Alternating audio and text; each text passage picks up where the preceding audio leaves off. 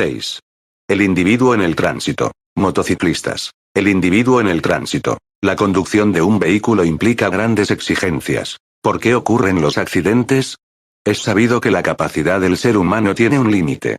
Sin embargo, suele olvidarse cuando una persona monta una motocicleta. Por ello es importante que usted, que se inicia como conductor, esté consciente de cómo actúan las personas. Los conocimientos que aquí se entregan pueden ser decisivos para su vida y la de los demás.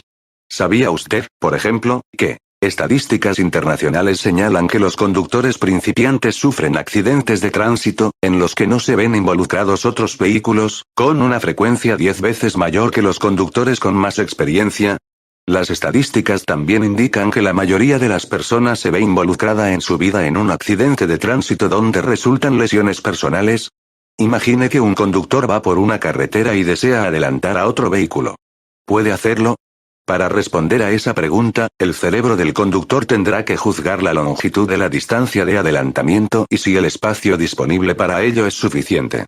Las percepciones visuales tienen que dar origen a decisiones seguras. El tránsito presupone y exige que se pueda confiar en los demás usuarios de las vías.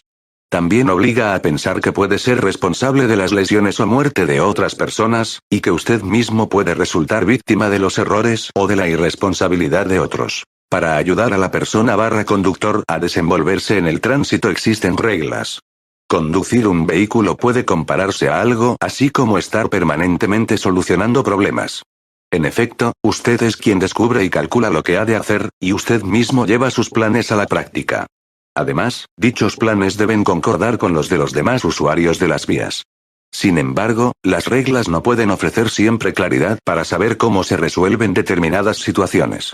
Lo decisivo en muchos casos es el sentido común, el buen juicio y la responsabilidad de usted y de los demás. La responsabilidad con que usted asume su papel de conductor contribuye a formar toda la cultura de tránsito. Si hay muchas personas irresponsables, habrá, sin duda, un tránsito más violento y agresivo y, por lo tanto, mucho más peligroso. ¿Están capacitadas las personas para responder a las exigencias del tránsito? Acompañe al siguiente conductor durante algunos kilómetros de viaje. Se hace tarde para su cita y está oscureciendo. Está nublado y la visibilidad es reducida. La carretera parece desaparecer al final de una cuesta, posición 1. La velocidad es de 90 km por hora y el motociclista ve cómo la carretera continúa más allá. Él espera que haya una curva hacia la izquierda. Decide revisar un mensaje en su celular. De pronto se lleva una sorpresa. La carretera tiene una curva hacia la derecha, viéndose obligado a maniobrar bruscamente, al mismo tiempo que afloja la presión sobre el acelerador. Por suerte, el pavimento está seco y tiene buena fricción. Guarda su celular. Después de la curva a la derecha hay una hacia la izquierda, y poco después de esta, en la posición 2, se acerca algo que parece ser otra motocicleta, pero resulta ser un automóvil cuyo foco izquierdo va apagado. Pronto nuestro motociclista se ve obligado a reducir la velocidad, ya que va a pasar a un ciclista y la carretera es demasiado estrecha para dar cabida a 3 vehículos. El riesgo es muy alto. Luego de unos cientos de metros, en la posición 3, nuestro motociclista se cruza con un vehículo cuyas luces bajas son quizás estén mal ajustadas, y sorpresivamente descubre a un peatón que transita a escasos metros delante de su moto. Este peatón no lleva nada reflectante, pero camina por el borde de la calzada, por lo que puede evitar un accidente. El motociclista comienza a sentir una sensación de disgusto. Piensa en lo ocurrido en el último kilómetro y, a la vez, a 90 km por hora, ingresa a una zona con bosques a ambos lados de la carretera. Ya en la posición 4 y con su atención dispersa, descubre 2 animales que están cruzando de izquierda a derecha, a unos 100 metros delante de su automóvil. El motociclista frena algo y continúa a una velocidad más baja, ya que luego virará a la derecha. Rápidamente llega al cruce y, al virar a la derecha, en la posición 5, sobrepasa la línea central, que marca el eje de la calzada. Sin embargo, no ocurre un accidente porque no venían vehículos en sentido contrario. A lo largo de estos kilómetros, se han manifestado aspectos importantes del tránsito y del comportamiento del motociclista. A continuación se examinarán las situaciones que surgieron, conjeturando acerca de lo que pudo suceder. En la posición 1, el conductor interpretó mal el terreno. Esperaba una curva hacia la izquierda, pero la curva era hacia la derecha. Luego, de igual modo, interpretó mal al auto que llevaba un foco roto, creyendo que era una motocicleta. Estas interpretaciones erróneas del entorno, que son bastante corrientes, pueden ser muy peligrosas. Surgen cuando los indicios en cuanto a distancia y forma son insuficientes o poco claros. Otros ejemplos de interpretaciones erróneas son cuando al conducir por terreno montañoso o sinuoso, se tiene la sensación de ir cuesta abajo, en circunstancias que lo hace cuesta arriba. O cuando los focos sucios o con luz poco potente de un vehículo hacen que éste parezca encontrarse a mayor distancia de la real. Una especie de imagen estereoscópica aparece una vez que el cerebro ha hecho su interpretación, pero esta capacidad de percibir distancias funciona solo cuando se trata de distancias cortas. A distancias superiores a los 50 metros los indicios y pistas del entorno adquieren más y más importancia a la hora de juzgar distancias. En A, se aprecia la llamada perspectiva lineal. Es decir, que las líneas convergentes parecen hallarse a mayor distancia del ojo en su parte más estrecha. B. Ilustra el llamado tamaño relativo, que significa que si los objetos son iguales parecen ser de diferente tamaño, uno cree que el objeto que parece más pequeño se encuentra a la mayor distancia. C. Se llama la densidad de pauta, es decir, que cuando más densos aparecen los objetos, tanto más lejos parecen hallarse. En D vemos el sobrecubrimiento. Esto es, que un objeto que cubre a otro parece hallarse más cerca del ojo. ¿Por qué es importante saber esto? Porque, en ocasiones, carecerá parcialmente de ciertos indicios, o estos se presentarán de un modo confuso, o incluso no existirán, por ejemplo, cuando hay niebla, cuando está oscuro o cuando quede cegado por la luz. Y el resultado puede ser interpretaciones erróneas muy peligrosas. Por lo tanto, una buena regla es mostrarse desconfiado de las propias percepciones, y no conducir cuando se está cansado. Falta de concentración. Volvamos al caso del conductor que acabamos de presentar. Con seguridad, una causa que contribuyó a que fuera sorprendido por la curva a la derecha fue el hecho de que se desconcentró al poner su atención en el celular. Hacer dos cosas al mismo tiempo puede resultar muy riesgoso, especialmente tratándose de conductores inexpertos. Por una parte, porque un conductor sin experiencia pierde con mayor facilidad el control de su vehículo, y, por otra, porque estos tienen mayor dificultad para enfrentar bien una situación difícil. Además de llevar las dos manos sobre el menú, es importante concentrarse en el tránsito. Por ello, no debe conducir si se encuentra contrariado por algo que le ha sucedido y debe evitar las discusiones mientras conduce. Los problemas emocionales que desvían los pensamientos, el ocuparse de un teléfono, el fumar o comer mientras conduce influyen negativamente en la seguridad del tránsito. Distraerse y desviar la atención de lo que se está haciendo, con algún pensamiento o algo que hemos visto, es un hecho que ocurre con frecuencia. Las distracciones al conducir son causa de muchos accidentes. Si usted se distrae tendrá menos tiempo para reaccionar ante un imprevisto, ya que tardará más tiempo en recibir información. Conducir requiere toda su atención. Capacidad de reacción. El conductor reaccionó rápidamente cuando estuvo a punto de salirse del camino en la primera curva. Demostró buena capacidad de reacción. El movimiento del manubrio y la reducción de velocidad salvaron la situación. El tiempo de reacción del conductor tiene gran importancia cuando se enfrenta a una situación difícil.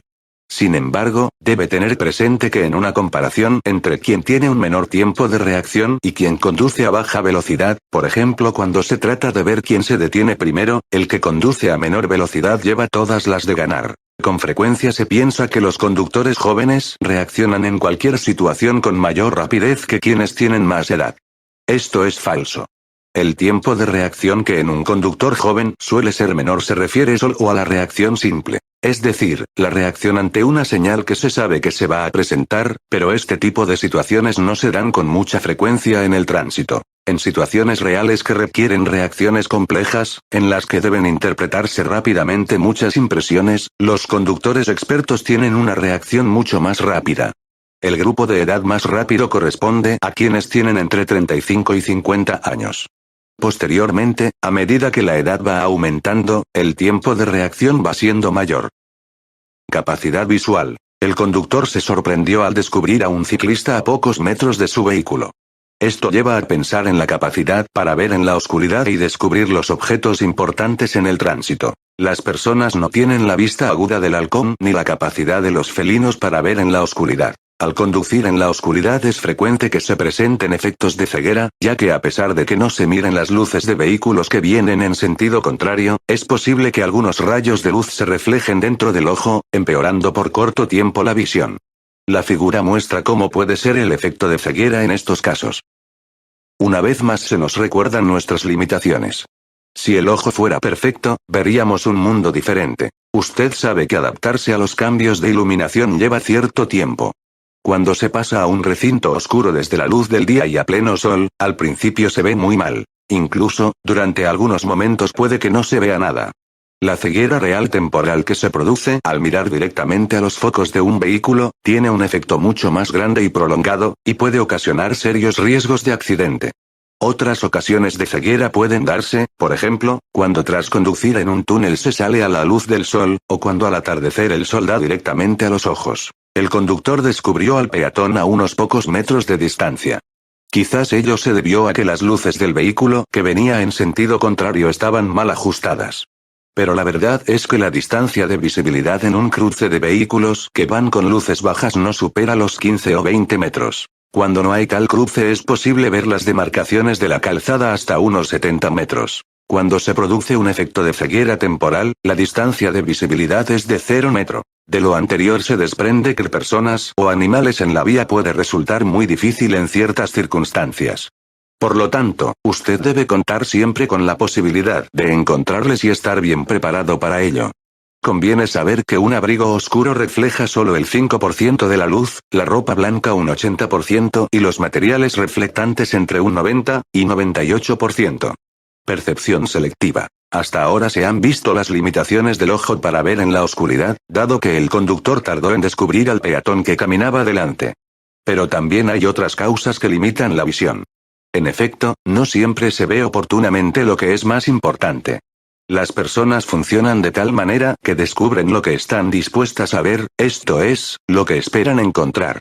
Dicho de otro modo, lo que no se espera ver no se descubrirá o tardará mucho más tiempo en hacerlo. Con seguridad, el conductor no tenía ni el más mínimo presentimiento de que pudieran aparecer animales en la carretera, razón por la que tampoco estaba preparado para ello. También influyó el hecho de que tuviera prisa, ya que cuando estamos apurados tratamos de prescindir de todo aquello que estorba la conducción. La necesidad de llegar pronto a la meta tiene como efecto que todo lo que no viene al caso no tenga cabida en la conciencia. En ese caso domina una especie de mecanismo de represión. El estar consciente y la consideración de la aparición de riesgos debieran llevar a una reducción de la velocidad, pero ello quizás supone una contrariedad para un conductor que tiene prisa. Lo dicho hasta ahora puede resumirse de la siguiente manera. A menudo se está expuesto a una gran cantidad de impresiones sensoriales. Al ir conduciendo no se tiene tiempo de descubrirlo todo, por lo que el cerebro selecciona los estímulos o información. Tanto la selección como su interpretación no dependen de la casualidad, sino que se ven influenciadas por las expectativas, necesidades y por el estado de vigilancia. Lo anterior es aplicable a todas las personas y suele llamarse percepción selectiva. Sin embargo, existen diferencias entre las distintas personas en cuanto a cómo captan e interpretan una situación. Así, lo que una persona ha visto puede no haber sido percibido por otra, y la interpretación de un hecho puede ser muy diferente de una persona a otra. Después de realizado el proceso perceptivo, que es rapidísimo, se decide acerca de una acción. Esta acción, en combinación con la de los demás usuarios y con la carretera, conduce a un resultado, el que proporciona experiencia y nuevos conocimientos. A causa de la percepción selectiva, se corre el riesgo de pasar por alto circunstancias importantes en el tránsito.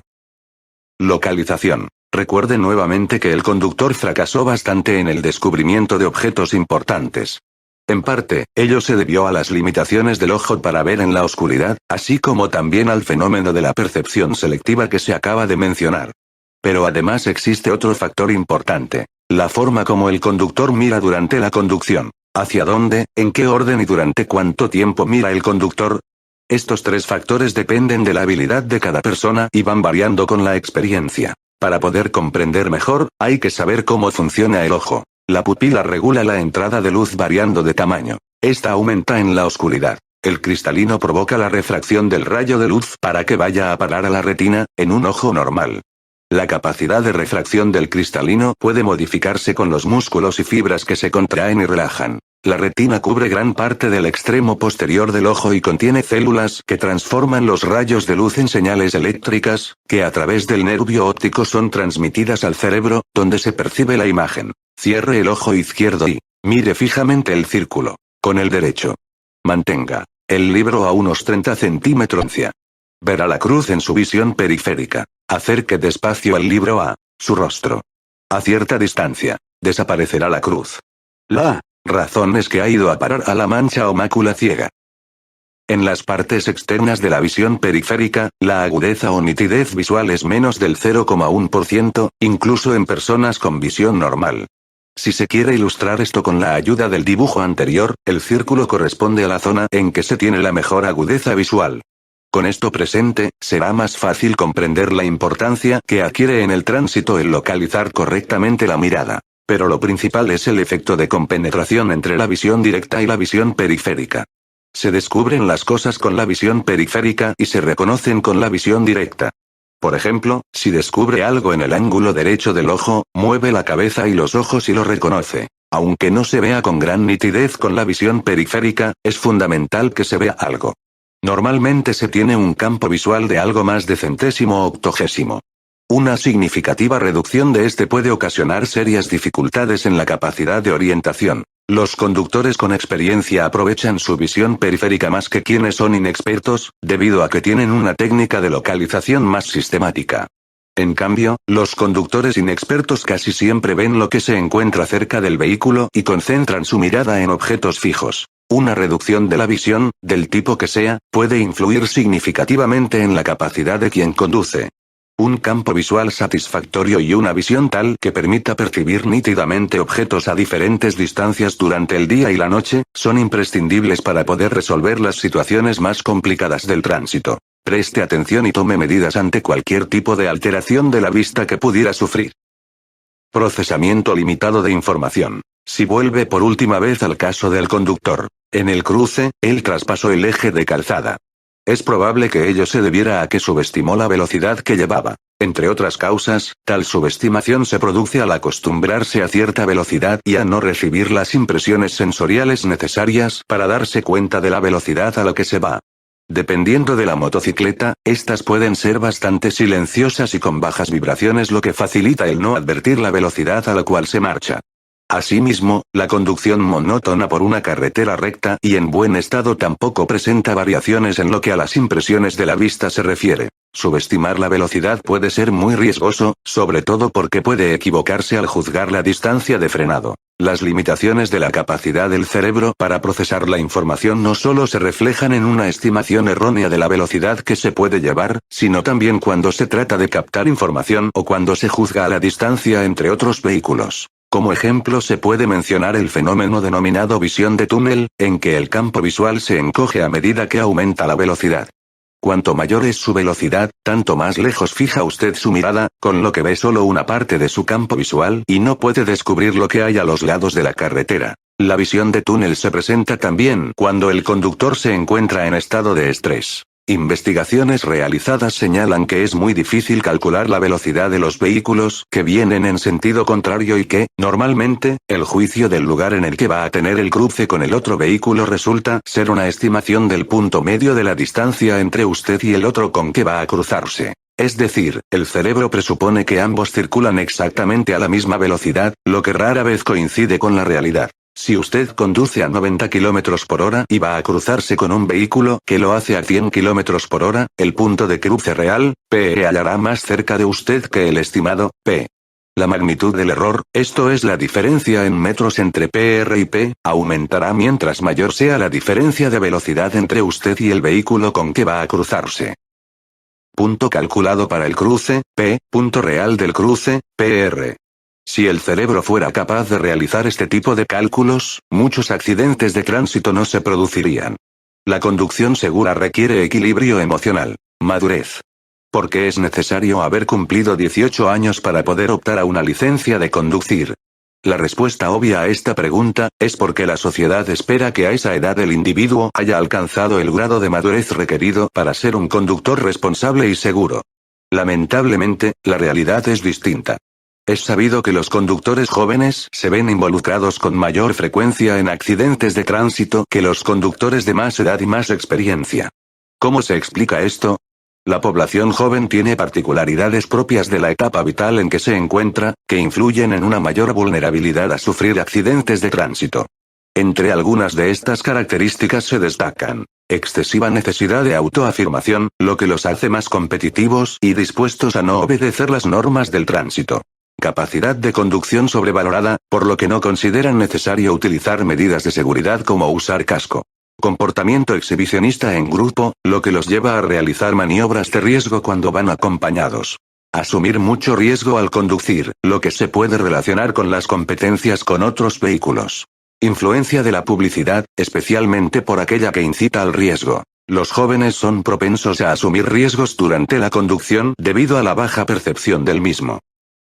Existen 5 factores que influyen en la evaluación y aceptación del peligro, y que podrían explicar el comportamiento de los jóvenes que tienen mayor tendencia a sufrir accidentes de tránsito. Actitud frente al tránsito.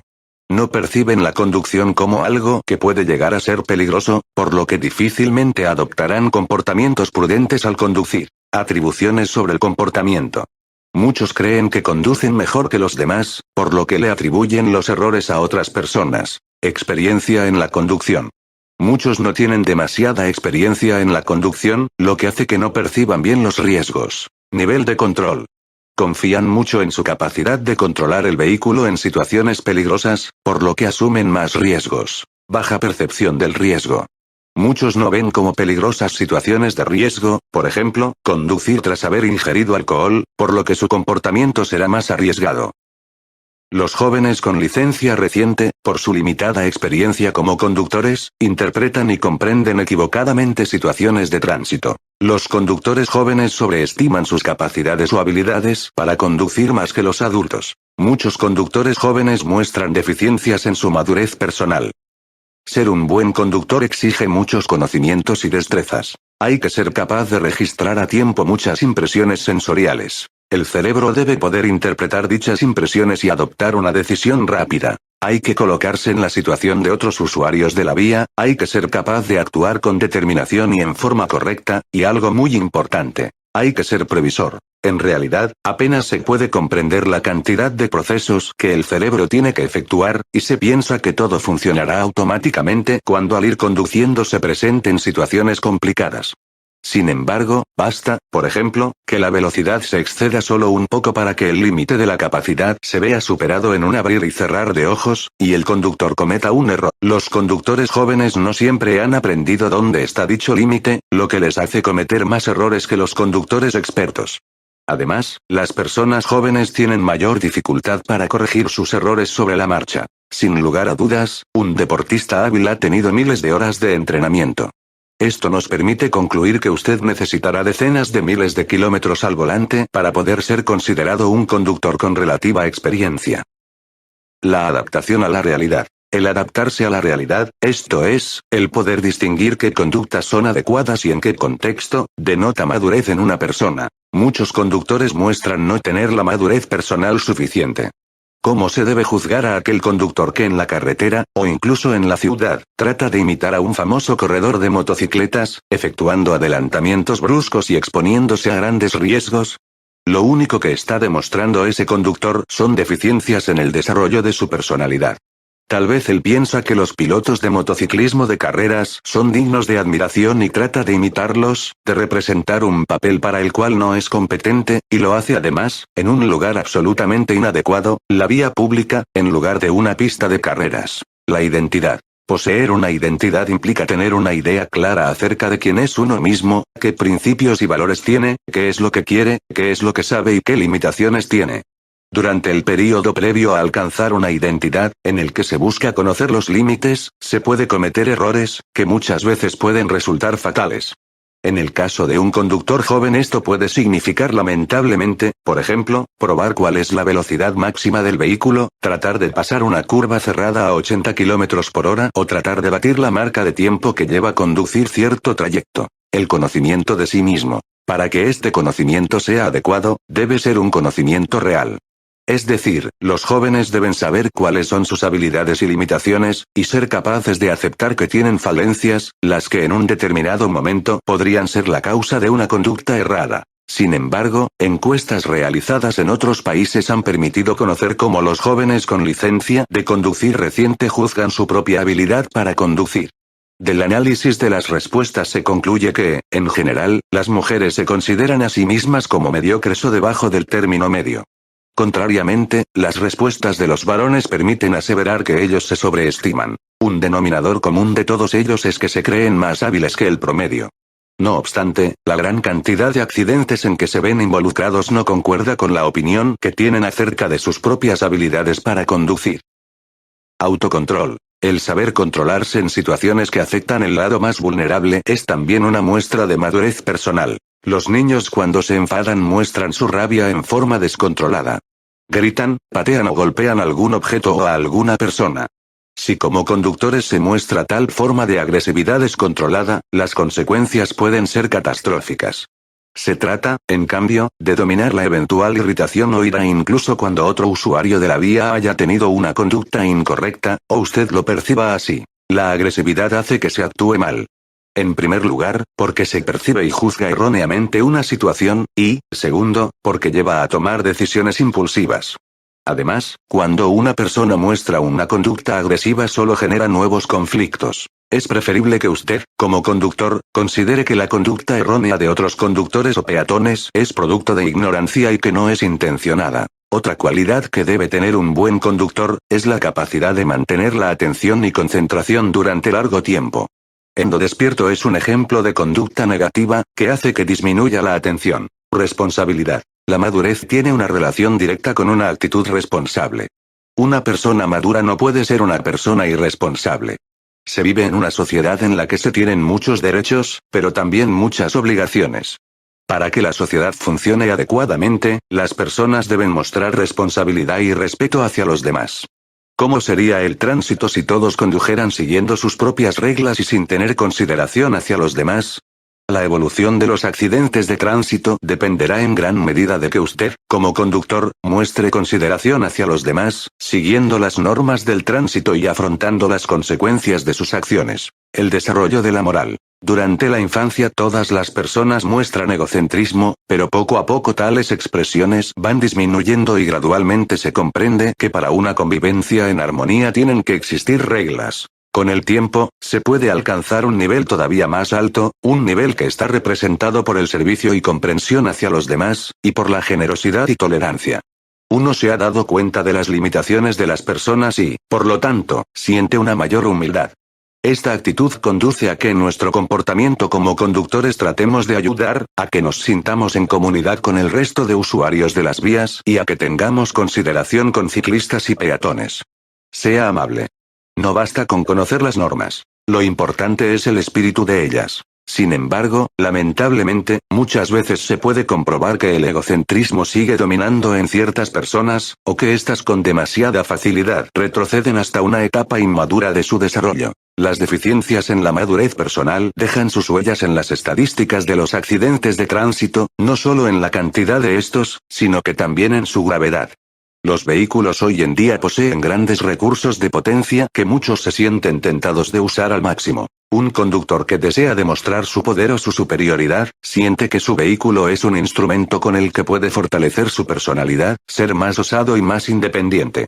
Si bien él no piensa necesariamente esto de modo consciente, puede suceder así en su subconsciente, y no tardará en enfrentarse a situaciones críticas en las que en el peor de los casos excederá el límite dentro del cual puede actuar adecuadamente. La presión del grupo y la propia fortaleza. A veces, cuando una persona se encuentra en compañía de otras, reacciona en forma desacostumbrada.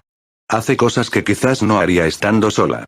De alguna manera, la presencia y las opiniones de otras personas significan mucho. Así, ser conductor cuando se va en la motocicleta con un acompañante, o en caravana con otros motociclistas, puede requerir exigencias más altas que cuando se conduce sin compañía. Como conductor debe estar atento a sus propias reacciones. ¿Influye la presencia de sus amistades en su forma de conducir? ¿Desea impresionarles? ¿Siente inseguridad y tiene miedo de cometer algún error que provoque críticas y bromas?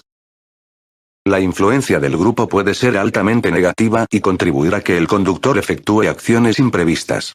Suele hablarse de la presión del grupo, para aludir al proceso de influencia social de este hacia las personas, que lo lleva a actuar siguiendo los deseos del grupo. Esto no necesariamente es siempre negativo. También la presión del grupo puede tener un efecto positivo si priman en él valores y principios de seguridad y de responsabilidad para con los demás usuarios de las vías. Algunas personas se someten con mayor facilidad que otras a la presión del grupo.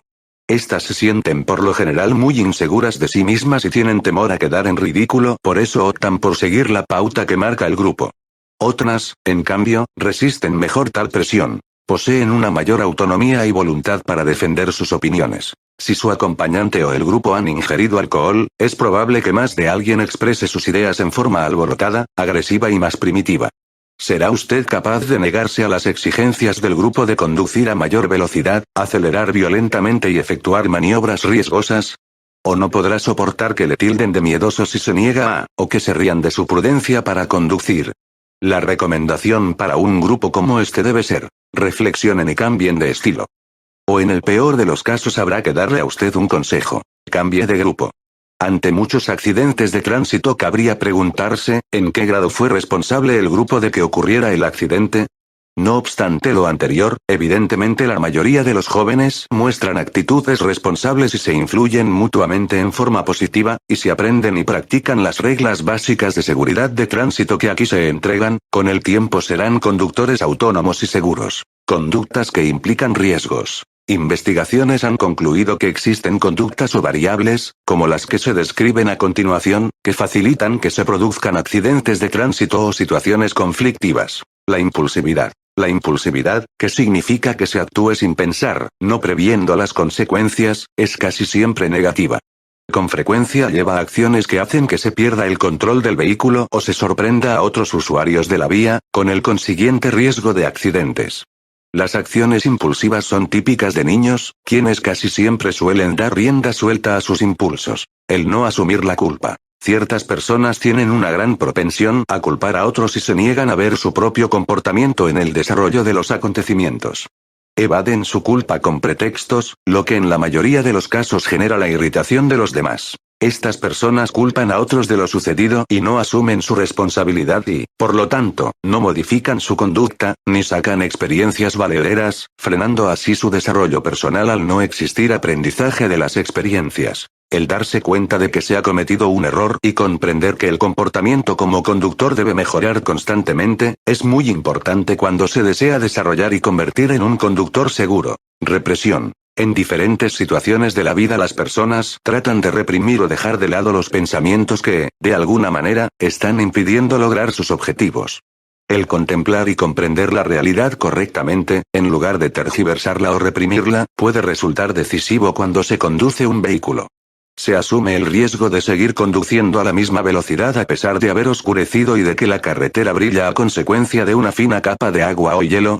¿O se es lo suficientemente temerario para creer que el adelantamiento saldrá bien a pesar de que el espacio disponible es escaso? ¿Se captan los riesgos o no importan? En el fuero interno se sabe que los riesgos aumentan. No obstante, otras cosas, como llegar a cierta hora, parecen más importantes. En la mayoría de los conductores esta represión tiene lugar alguna vez. Pero en algunos ocurre con frecuencia, disminuyendo la consciencia del riesgo y aumentando la tendencia a correrlos, e incrementándose así enormemente la probabilidad de accidentarse. Formación de reacción. Durante la juventud muchas personas son tímidas o sienten temor a quedar en ridículo, pudiendo albergar sentimientos contradictorios sobre sí mismas. Por una parte desean parecer seguras y eventualmente osadas, pero por otra, se sienten inseguras. ¿Cómo resolver tal conflicto? Está claro que se puede reaccionar de maneras diferentes, pero no es raro que uno de los sentimientos se vea fortalecido en exceso, y el resultado sea que una insegura muestre un comportamiento agresivo. En determinada circunstancia, una persona tímida puede desear mostrarse atrevida para sobresalir y recibir el elogio o la estimación de otros. Muchos accidentes de tránsito son consecuencia de este mecanismo, que se denomina formación de reacción.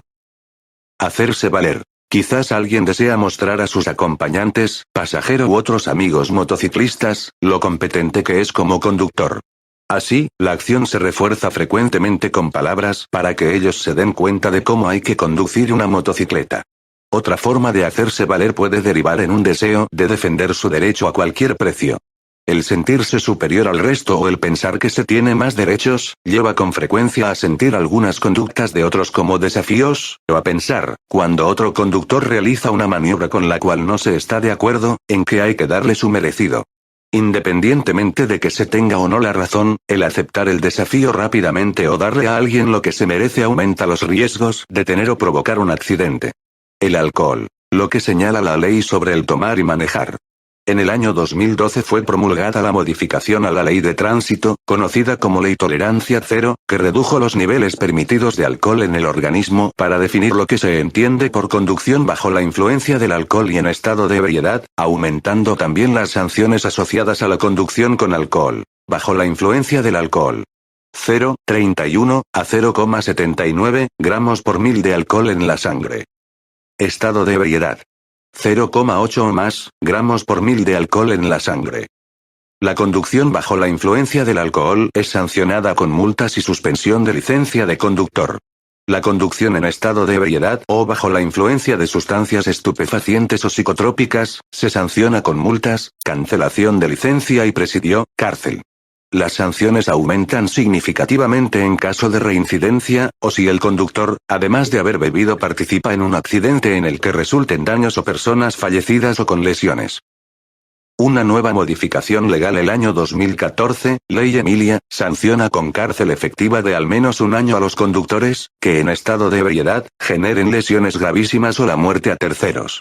Además, se considerarán delitos calificados la reincidencia, la conducción con licencia cancelada o cuando se conduce estando inhabilitado de por vida para ello o si el delito hubiese sido cometido por un conductor de vehículos para el transporte de pasajeros o carga en el ejercicio de sus funciones. Además, si el conductor que participa en un accidente se negase injustificadamente a realizarse las pruebas de detección del alcohol, prueba respiratoria u otra prueba científica, será sancionado con suspensión de licencia, multas y penas de cárcel que podrían llegar a ser efectivas dependiendo de las consecuencias del accidente. Cuando se ingiere alcohol, aumentan las infracciones a las normas de tránsito, por dos motivos. Porque las capacidades se ven deterioradas o disminuidas, y porque se tiene un menor sentido de la responsabilidad y de la prudencia. Efectos del alcohol en el organismo. El cerebro es influido por el alcohol mucho más que otros órganos del cuerpo. Lo que muchos no saben es que los primeros efectos del alcohol se manifiestan en el ámbito psicológico, como por ejemplo, atención, percepción y procesamiento de la información. Con pequeñas concentraciones de quizás con 0,1 gramo por mil de alcohol en la sangre, se afecta el comportamiento y la conducta, ciertas inhibiciones disminuyen, la autoconfianza se fortalece y aumenta la tendencia a sobreestimar la propia capacidad. Esto constituye un gran peligro, ya que muchos desean acrecentar la sensación agradable bebiendo más. Las capacidades de coordinación también se ven afectadas por pequeñas cantidades de alcohol. El alcohol perturba el estado de ánimo, hace más lenta la comunicación en el sistema nervioso e inhibe la capacidad de distinguir entre diferentes estímulos, lo que influye negativamente en el tiempo de reacción de un conductor ante un imprevisto. Por otra parte, la mayoría de las personas pueden no notar reducción de la visión después de tomarse unos tragos, y eso puede ser así en lo que se refiere a la visión directa. Sin embargo, lo que no se nota, es que la visión periférica disminuye. Y lo peor, es que uno no se da cuenta de que no descubre las cosas, hasta que puede resultar demasiado tarde. A mayores concentraciones de alcohol el empeoramiento de la visión es evidente, sobre todo en forma de visión doble. Los músculos de cada ojo no trabajan bien juntos y los músculos del cristalino funcionan peor, lo que dificulta enfocar la mirada. Además, las pupilas comienzan a funcionar mal. En resumidas cuentas, se puede señalar que la visión periférica, la atención, el tiempo de reacción y la capacidad de interpretación y decisión se ven influidas antes que la parte motriz. Es decir, las funciones verdaderamente decisivas se ven afectadas antes de que uno mismo empiece a darse cuenta del estado en que se encuentra. La única tasa de alcohol segura para conducir es 0. Por eso, si va a conducir evite el consumo de alcohol y, si finalmente bebe, no conduzca, busque otra alternativa para transportarse. ¿Cómo varía la tasa de alcohol en la sangre? Para conocer la tasa de alcohol que tiene en un momento dado una persona que ha bebido, se requiere analizar una muestra de sangre, alcoholemia, o efectuar una prueba espirométrica con equipos especiales usados con este fin por Carabineros de Chile. La cantidad de alcohol en la sangre varía de acuerdo a diversos factores. Los principales son la cantidad de alcohol que una persona consume, la masa corporal, A menor peso corporal se alcanza una mayor tasa de alcoholemia. Esto significa que, si dos personas beben exactamente la misma cantidad, aquel que tenga menor peso va a tener una mayor tasa de alcohol en la sangre. El sexo. Existen diferencias fisiológicas entre hombres y mujeres que originan que, si un hombre y una mujer que tienen igual peso y beben igual cantidad de alcohol, es más probable que la mujer obtenga una tasa de alcoholemia más alta que el hombre. Si dos personas ingieren el mismo tipo y cantidad de alcohol, no necesariamente alcanzan el mismo nivel de alcoholemia, ni tampoco experimentan los mismos efectos. El tiempo que dura la ingesta. El mayor valor que alcance el alcohol en el organismo, punto máximo de la curva meseta, será mayor si se bebe en poco tiempo. Si se bebe más lentamente o se deja pasar tiempo entre una bebida y otra, el cuerpo eliminará algo de alcohol antes de recibir más. La figura siguiente muestra un ejemplo en que la persona ingiere alcohol en un período de 4 horas y luego duerme durante 8 horas. El alcohol se detecta en la sangre 5 minutos después de haber sido ingerido. En el organismo la tasa de alcoholemia aumenta muy rápido hasta llegar a su nivel máximo, el que se alcanza, en promedio, a la hora después de haber tomado. El cuerpo se libera del alcohol mediante la metabolización de este. Se calcula que en una persona promedio y sana de 70 kilos la presencia de alcohol disminuye a razón de entre 0,10 a 0,15 gramos de alcohol por litro de sangre por hora. Pero hay que tener presente que esta es una cifra promedio, que no necesariamente debe aplicarse a usted. La metabolización no se puede apresurar. Este proceso se realiza a un ritmo constante, que no se acelera con remedios caseros como un café, comer dulces, fumar un cigarrillo, una ducha fría o ejercicios físicos. Con estos, lo único que se logra será convertir a una persona borracha adormecida en una borracha despierta. Solo el paso del tiempo permite recuperar la sobriedad. Dormir algunas horas podría no ser suficiente para garantizar una conducción segura. El alimento ingerido. La concentración de alcohol en la sangre varía según lo mucho o poco que se coma antes o mientras este se ingiere. El alimento reduce la cantidad de alcohol que pasa del estómago a la sangre. Además, el alcohol, mezclado con bebidas carbonatadas, aumenta la absorción por el estómago. La edad. Los menores de 18 años y los mayores de 65 años perciben con mayor intensidad los efectos del alcohol. Los efectos del alcohol son más peligrosos en los conductores principiantes, debido a que aún no han automatizado muchos movimientos necesarios para conducir, porque no han tenido la práctica necesaria. Como podrá deducir a estas alturas, con tantos factores es muy aventurado predecir a priori el resultado de una alcoholemia. Con una alcoholemia entre 0,3 y 0,5 gramos por litro el riesgo de sufrir un accidente es el doble que si no hubiera bebido. En cambio, si se llega a una alcoholemia entre 0,5 y 0,8 gramos por litro, el riesgo es 5 veces más que si no hubiera bebido. Las drogas y estupefacientes. El mayor riesgo de conducir habiendo consumido drogas está dado por el hecho de que todas ellas actúan sobre el cerebro y pueden alterar la percepción, la cognición, la atención, el equilibrio, la coordinación, el tiempo de reacción y otras facultades requeridas para conducir de manera segura. Los efectos de cada droga específica difieren dependiendo de su mecanismo de acción, la cantidad consumida, el historial del consumidor y otros factores. Las drogas generan dependencia física y psicológica. Algunas de las drogas ilegales más consumidas en la actualidad son marihuana, cocaína, éxtasis, anfetaminas y alucinógenos. El consumo de ellas, además de constituir un riesgo para su salud, conllevan peligros reales al conducir bajo sus efectos, por lo que es necesario conocer estos riesgos. Marihuana. Se clasifica como depresor, alucinógeno. No es estimulante. Sus efectos en el organismo son de rápida aparición y varían según la dosis, el tipo de marihuana y el estado del individuo, tanto físico como anímico. Las principales consecuencias de su consumo son: se altera la percepción del entorno, como por ejemplo los colores. Se altera la percepción del tiempo, del espacio y de la velocidad. Se calculan peor las distancias. Cuesta mantener la concentración, por lo que existe una gran probabilidad de tener una distracción al volante. Aumenta el tiempo de reacción y, por ende, la distancia de detención ante una situación de riesgo. Produce fuertes somnolencias. Cocaína. Es un estimulante cuyos principales efectos son: produce un comportamiento más competitivo e incluso agresivo. El comportamiento de quien la consume puede volverse impulsivo, lo que provoca cometer grandes errores al volante. Se sobreestiman las capacidades, lo que conlleva a asumir mayores niveles de riesgo, cometiendo más infracciones y conduciendo de forma peligrosa. La percepción del entorno se ve alterada y disminuye la capacidad de concentración, pudiendo sufrir distracciones fácilmente. Pasta base. Los efectos de fumar pasta base de cocaína, PBC, dependen de tipo de preparación, dosis, frecuencia de consumo, impurezas y adulteraciones que contenga, entre otras. El efecto después de fumar es rápido e intenso, aparece en un lapso de segundos y dura algunos minutos. Al consumirla se pueden distinguir 4 etapas. Etapa de euforia. Caracterizada por un estado de euforia, disminución de inhibiciones, sensación de placer, éxtasis, intensificación del estado de ánimo, cambios en los niveles de atención, hiperexcitabilidad, falsa sensación de capacidad y competencia, aceleración de los procesos de disminución de hambre, sueño y fatiga. Etapa de disforia. Sensación de angustia, depresión, inseguridad, tristeza y apatía, entre otros. También se produce un deseo incontenible de seguir fumando. Etapa en que la persona empieza el consumo ininterrumpido, cuando aún tiene dosis en la sangre, para evitar la disforia. Etapa de psicosis y alucinaciones. Pérdida del contacto con la realidad, la que puede darse después de días o incluso semanas del consumo, pudiendo durar semanas o meses. Se sufren alucinaciones sensoriales, que pueden ser visuales, auditivas, olfatorias o cutáneas. En todas sus etapas los riesgos para la conducción son altos y evidentes.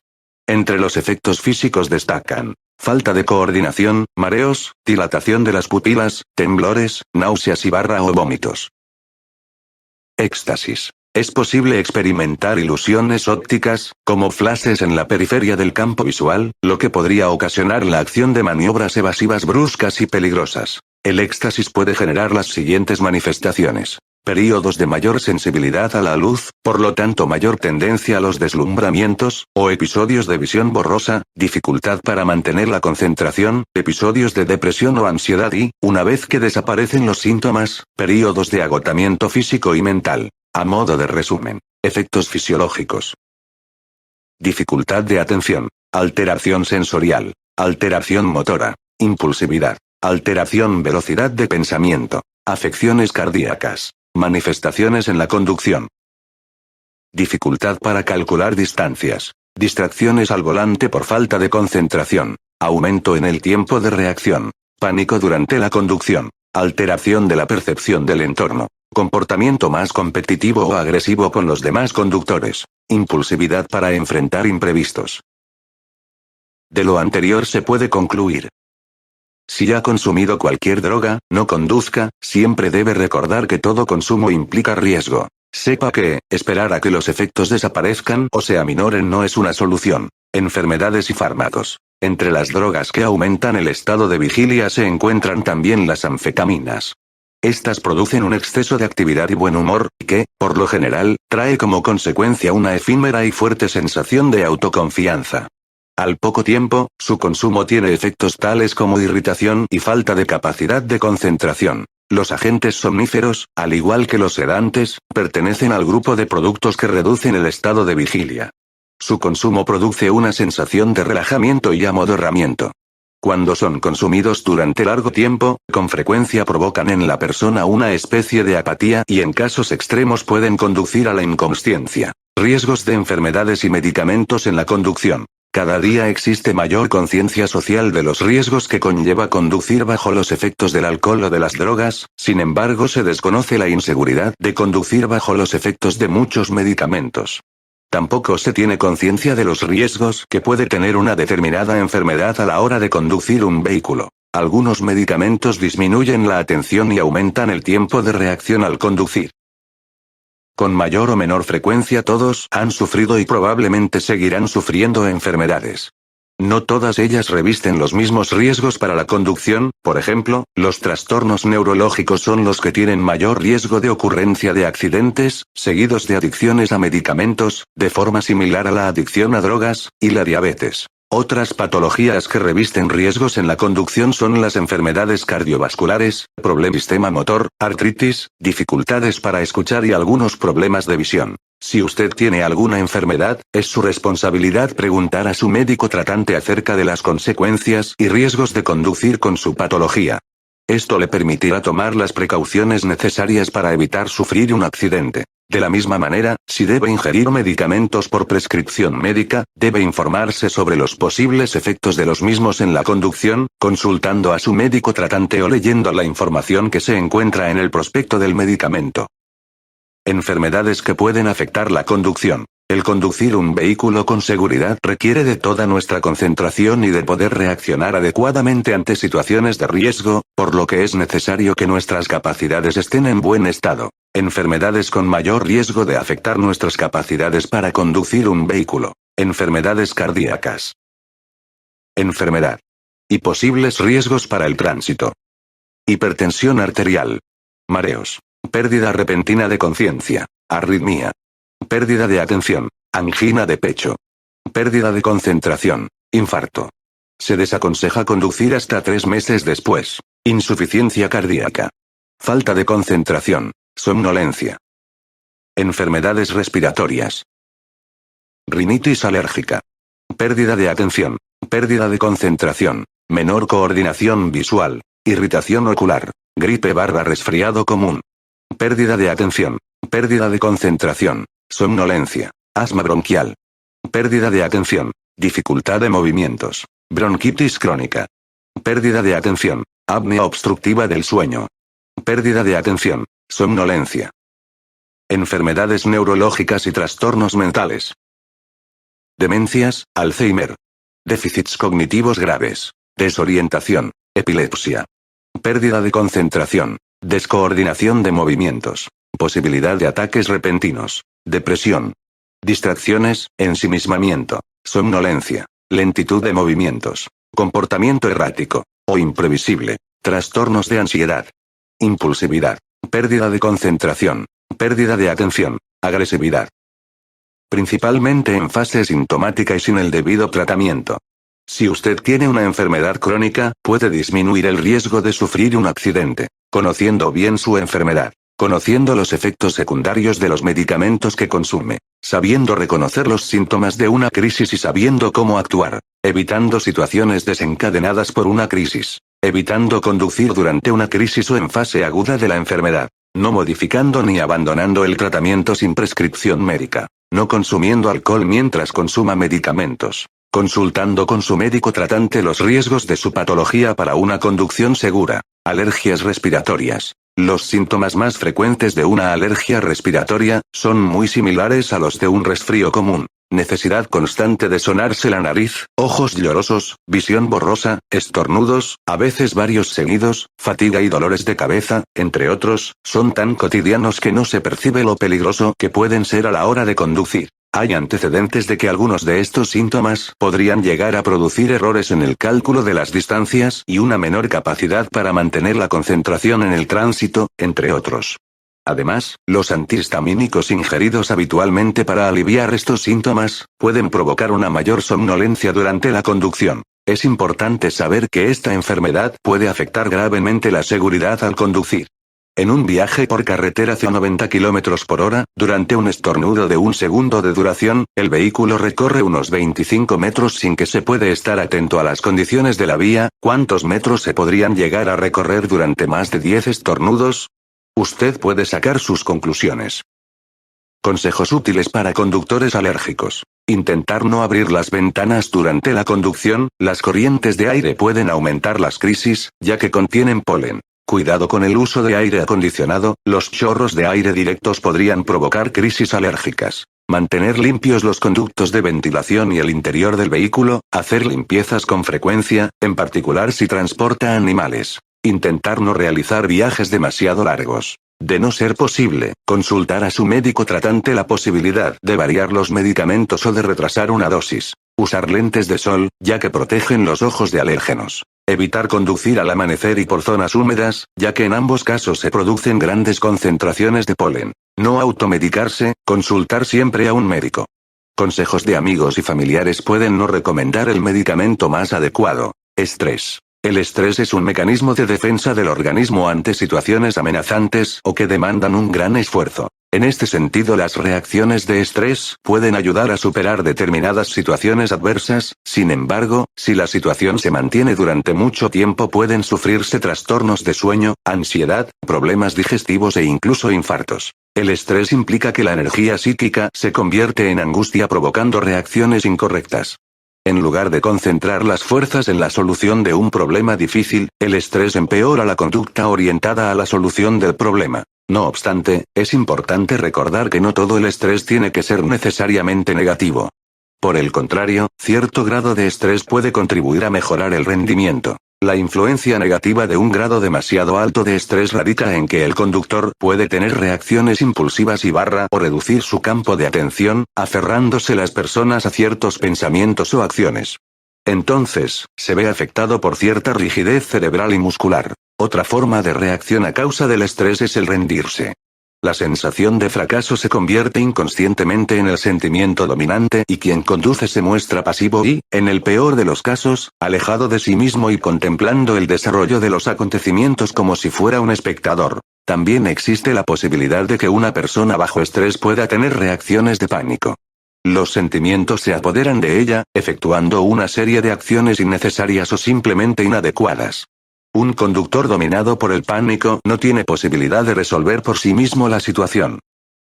Todos estos estados son extraordinariamente graves. Siempre se debe evitar conducir cuando se presentan síntomas de estrés, así como también se debe tratar de no llegar a situaciones de estrés mientras se conduce. Depresión. La depresión es una enfermedad muy frecuente en nuestra sociedad. Su principal característica es sufrir una alteración del estado de ánimo que trae como consecuencia episodios de apatía, tristeza, decaimiento y falta de energía, entre otros. En caso de sospechar que usted esté padeciendo una depresión, debe acudir a un especialista lo más rápido posible, de forma que éste determine la terapia a seguir. La depresión puede provocar ideas suicidas. Existen antecedentes de intervención en accidentes de tránsito de personas con esta patología. Además, la depresión influye sobre las capacidades para conducir un vehículo. En efecto, los cambios de estado de ánimo provocan que el conductor esté sumergido en sus pensamientos y no en las condiciones del tránsito. No existe la misma preocupación por parte de buscar información del entorno, por lo que podría demorar en detectar situaciones de riesgo, como un peatón que ingresa a la calzada. La depresión conlleva mayor probabilidad de sufrir estados de somnolencia y de fatiga, por lo que no se recomienda conducir de noche, ni durante mucho tiempo, ni en entornos monótonos. Una persona con depresión puede alterarse con facilidad ante algunas circunstancias y reaccionar de forma impulsiva o desproporcionada ante los demás usuarios de la vía. La depresión produce inseguridad, lo que facilita cometer errores o comportarse de forma inesperada al conducir. Normalmente se consumirá medicamentos que pueden afectar la capacidad para conducir. Medicamentos que pueden afectar la conducción. Un porcentaje importante de la población toma regularmente algún medicamento y, como ya se dijo, en general desconoce los efectos de estos en la conducción segura de un vehículo. El mal uso de los medicamentos puede ser causante de numerosos accidentes. No todos los medicamentos alteran las capacidades para conducir con seguridad, por lo que es importante que usted pregunte a un profesional los efectos que podría ocasionarle el medicamento que está tomando. A continuación se detallan efectos no deseados de algunos medicamentos de uso extendido en la población. Antihistamínicos. De uso común y extendido para el tratamiento de alergias, existen de diversos tipos, pero algunos de ellos tienen efectos secundarios para el organismo que resultan especialmente peligrosos para la conducción. Se ha comprobado que el riesgo de conducir bajo los efectos de algunos de estos medicamentos es equivalente al riesgo de conducir con una tasa de alcohol en la sangre de 0,5 g/L a 0,8 g/L, esto es, conducir bajo la influencia del alcohol. Los antihistamínicos más modernos son mucho más seguros para la conducción, ya que normalmente no producen somnolencia, como aquellos más antiguos. Nunca consuma antihistamínicos mezclados con alcohol o con otros medicamentos, ya que podrían producir otros efectos no deseados. Psicofármacos. Son aquellos medicamentos usados para el tratamiento de enfermedades mentales, tales como depresión, ansiedad o trastornos del sueño y, muchos de ellos pueden alterar nuestras capacidades para conducir con seguridad de forma importante. Existen muchos tipos de psicofármacos. Ansiolíticos, sedantes e hipnóticos, de uso para aliviar síntomas de ansiedad, disminución de estados de activación elevada e inducción de sueño. Antidepresivos, de uso en el tratamiento de la depresión, principalmente. Neurolépticos o antipsicóticos, de uso en el tratamiento de trastornos de tipo psicótico, por ejemplo, esquizofrenia. Pueden provocar sueño, hipotensión. Psicoestimulantes, que tienen un efecto activador sobre el sistema nervioso central y sobre las funciones psíquicas, por ejemplo algunos tipos de anfetaminas. Algunos de estos medicamentos generan efectos tan importantes en el organismo que, en algunos países se prohíbe conducir mientras se consumen. Como conclusión, cuando vaya a consumir medicamentos, en especial los antes mencionados, usted debe consultar al médico sobre los posibles riesgos para la conducción, de forma tal de que pueda adoptar los cuidados necesarios. Cansancio, sueño y fatiga. El cansancio, el sueño y la fatiga son estados que resultan muy familiares en el diario vivir. Sin embargo, cuando se conduce un vehículo, usualmente se desconocen los riesgos asociados a estos factores, los que son muy usuales en la ocurrencia de accidentes. Colisiones por alcance, salidas de la vía, colisiones frontales, muchas veces son consecuencia de un conductor con fatiga o sueño que no pudo evitar el accidente a tiempo. Lo que ocurre cuando un conductor está cansado o con sueño. Datos a nivel internacional revelan que entre el 15 y el 30% del total de accidentes ocurre porque el factor sueño está asociado directa o indirectamente, y muchos de ellos tienen consecuencias graves. Si se piensa que para tener un accidente por sueño el conductor debe quedarse totalmente dormido, se está en un error. Los riesgos por somnolencia al volante aparecen mucho antes. Otro mito es creer que el sueño solo aparece de noche, cuando el sueño puede aparecer en el día por muchas causas. El cansancio es una causa importante de accidentes de tránsito, principalmente de los que se registran en carreteras. Efectos del cansancio y del sueño en la conducción. El conductor tiene una gran responsabilidad cuando siente que el cansancio va apareciendo. Cuando se está cansado o con sueño, entre otros efectos, ocurre lo siguiente. Aumenta el tiempo de reacción. Esto explica accidentes como colisiones por alcance, cuando el vehículo de adelante frena y no se alcanza a frenar a tiempo. Aumenta el número de distracciones al conducir, ya que la somnolencia dificulta la concentración en el tránsito y las distracciones aparecen con mayor facilidad. Esto es especialmente peligroso cuando se conduce en un entorno monótono y con poco tráfico. La capacidad para tomar decisiones al volante y el juicio se alteran. Con sueño las personas demoran más en tomar una decisión, aumentando la probabilidad de participar en una situación de riesgo. El sueño contribuye también a que se cometan muchos más errores al conducir, sobre todo cuando se necesite responder con rapidez ante una situación complicada, como acceder a una autopista o carretera. El cansancio y el sueño incrementan los errores en la estimación de velocidades. La coordinación psicomotriz empeora y la movilidad del conductor se altera. Los músculos se relajan ocasionando movimientos más lentos y menos precisos. Existe la tendencia de hacer movimientos de forma automática, sin pensar, lo que puede derivar en maniobras realizadas sin pensar y no necesariamente adecuadas a la situación del tránsito. Por ejemplo, atravesar un cruce semaforizado sin asegurarse de tener luz verde. Pueden presentarse microsueños, que son períodos de algunos segundos en que el conductor, sin darse cuenta, se queda ligeramente dormido y totalmente ajeno a lo que ocurre a su alrededor. Normalmente el conductor no tiene conciencia de haberse dormido, ni siquiera cuando despierta. Los microsueños pasan absolutamente desapercibidos. Numerosos accidentes se producen a consecuencia de microsueños. La percepción del entorno se altera. Con sueño la visión se vuelve borrosa, resulta más difícil enfocar la vista y puede aparecer una fatiga ocular. Es más fácil sufrir un deslumbramiento cuando otro vehículo lleva luces altas cuando se tiene sueño. Se producen cambios en el comportamiento. Con sueño un conductor puede ponerse inquieto o puede volverse más hostil con los demás usuarios de la vía. Es posible aceptar un mayor nivel de riesgo, como por ejemplo aumentar la velocidad, en especial cuando se está más cerca del destino y se está ansioso por llegar. El cansancio puede presentarse por distintas razones. Tratándose de la conducción de un vehículo, la causa más corriente es quizás una combinación de esfuerzo físico y monotonía. Conducir durante largo rato exige cierto trabajo muscular. Permanecer sentado todo el tiempo empeora la circulación de la sangre, menor oxigenación de la sangre, y la conducción se hace pesada para los ojos. Además, los diferentes ruidos contribuyen al cansancio. Diferentes fases de cansancio. La primera señal de cansancio se manifiesta con una falta de interés y cierta indolencia por la actividad intelectual. Poco a poco se presenta el primer bostezo. No es extraño que se tenga la boca seca y que se empiece a sentir frío. Esta última sensación es muy traicionera, ya que se desea aumentar la temperatura interior del vehículo, sintiéndose luego aún más amodorrado. Los bostezos son más frecuentes y son cada vez más profundos. Los párpados quieren cerrarse y la velocidad se hace irregular. El conductor se desorienta y se plantea preguntas como ¿pasé ya la ciudad X o estoy por llegar a ella? En las fases finales se ve lo que no existe, los músculos de la nuca se relajan y se comienza a dar cabezadas. Las ganas de dormirse ya son demasiado fuertes y el sueño no puede dominarse ni con el máximo esfuerzo de voluntad. Con seguridad usted ya habrá sacado la conclusión de que mucho antes hay que detenerse para descansar, estirar las piernas, tomar aire fresco o dormir unas horas. Nunca permita que su apuro sea tanto como para arriesgar su vida y la de los demás. Si en alguna ocasión comienza a sentirse cansado al ir conduciendo, mientras busca un lugar para detenerse, asegúrese de que entre aire fresco a su vehículo. Factores que favorecen la aparición de sueño. Entre las situaciones más comunes que pueden favorecer la aparición de somnolencia están: el momento del día.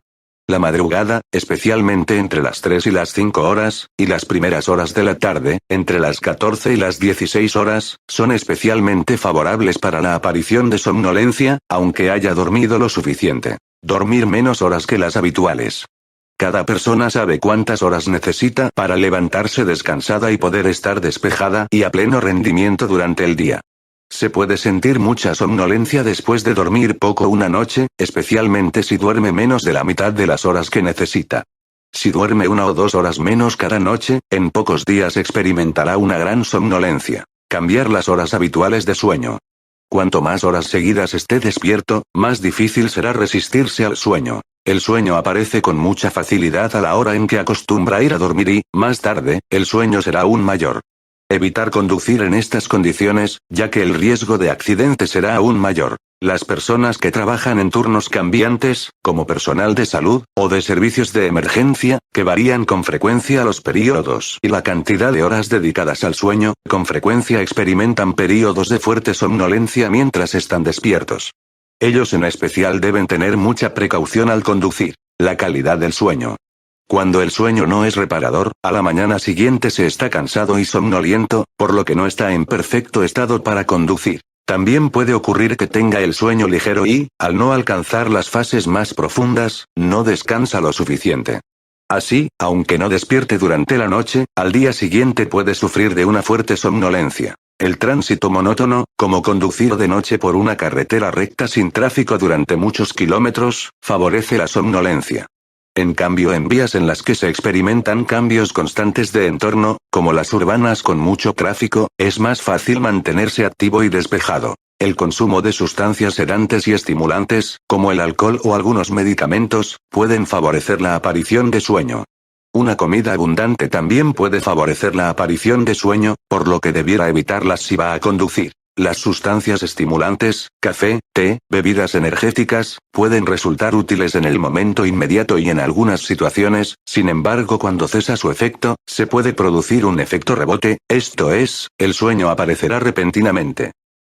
Los trastornos de sueño, como el insomnio, pueden provocar una fuerte somnolencia en el día, la que influye muy negativamente en la seguridad vial. Las pocas horas o la mala calidad del sueño, el consumo de medicamentos con efecto sedante o la monotonía al volante, no afectan a todos los conductores de la misma manera. Fatiga durante la conducción. La fatiga es otra de las causas más frecuentes, especialmente entre los conductores profesionales. La fatiga y la somnolencia son dos fenómenos que suelen aparecer juntos con mucha frecuencia. Conducir cansado genera somnolencia y, conducir somnoliento favorece la aparición y la intensidad de la fatiga durante la conducción. Efectos de la fatiga durante la conducción. Usted debe tener mucha precaución con los síntomas de fatiga o cansancio mientras conduce y debe preparar con tiempo cada viaje largo que efectúe, cuidándose de no realizar jornadas muy extensas sin contemplar la posibilidad de paradas y descansos en el camino. Evite conducir mucho tiempo en la misma posición ya que puede sentir adormecimiento de las extremidades.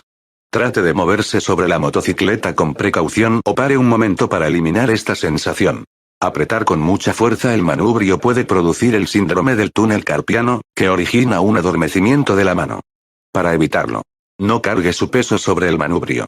Lleve ropa cómoda que no apriete brazos ni manos. Los efectos de la fatiga más riesgosos para la conducción son alteración de sensaciones y de percepciones, como visión borrosa que impide percibir el entorno de forma adecuada. Disminución de la sensibilidad auditiva, lo que afecta la percepción adecuada de sonidos del entorno.